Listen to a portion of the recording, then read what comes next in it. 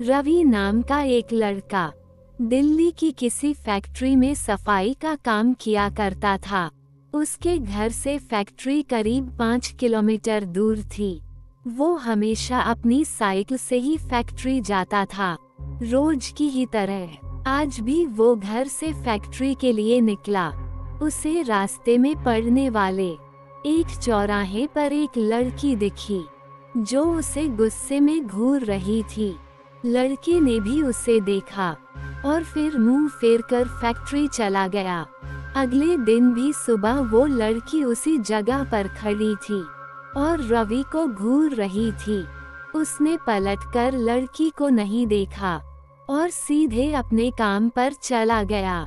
रोजाना इसी तरह हफ्ते भर वो लड़की चौराहे पर खड़ी होकर रवि को घूरती थी और रवि उसे अनदेखा करके फैक्ट्री चला जाता था।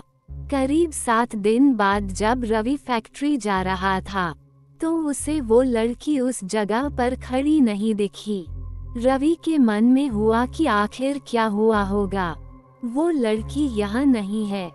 रवि ने सोचा कि उस लड़की से कुछ पूछने या बात करने में भी डर लगता था, क्योंकि वो बुरी तरह से घूरती थी।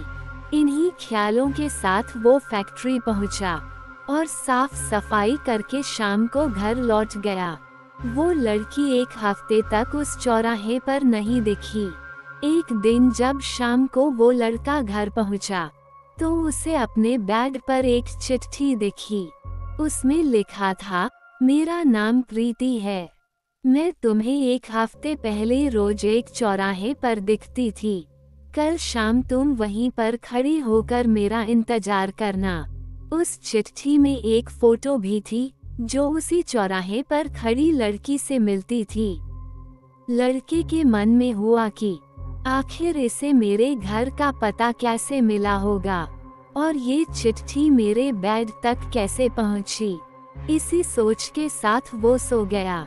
अगले दिन उठकर जब काम में जाने लगा, तो उसे चिट्ठी वाली बात याद आ गई। साइकिल से वो सुबह फैक्ट्री पहुंचा और दिन भर उसी लड़की के बारे में सोचता रहा। शाम को वो उस चौराहे पर पहुंचकर उस लड़की का इंतजार करने लगा। काफी देर हो गई, लेकिन वो नहीं आई।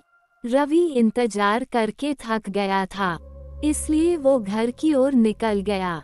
घर पहुंचते ही उसने सोचा कि क्यों न चिट्ठी पर लिखे हुए पते पर जाकर ही उस लड़की से मिल लिया जाए। रात होने को थी, इसलिए उसने सुबह सुबह उस लड़की के घर जाने की सोची।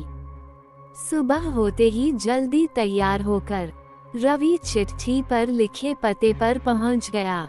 वहां जाकर जब उसने घर की घंटी बजाई, तो एक आदमी बाहर आया। उससे रवि ने कहा कि मुझे प्रीति से मिलना है। ये सुनते ही वह व्यक्ति चौंक गया। जवाब में उसने पूछा, क्या प्रीति से मिलना है? उसे मरे हुए तो 2 महीने हो गए हैं। तुम्हें अब उससे क्या काम याद आ गया? ये सुनते ही रवि के होश उड़ गए। डर के मारे शरीर कांपने लगा। किसी तरह खुद को संभालकर रवि घर पहुंचा और चिट्ठी को जला दिया। उसके मन में कई तरह के सवाल उठने लगे। उसने सोचा कि वो लड़की जो मुझे रोज दिखती थी, क्या वो भूत थी? मुझे एक भूत ने चिट्ठी भेजी थी। यही सोचकर वो घर में दुबक कर बैठ गया। उस दिन से रवि न तो रास्ते में किसी को देखता था और न ही किसी अनजान इंसान के बारे में सोचता था।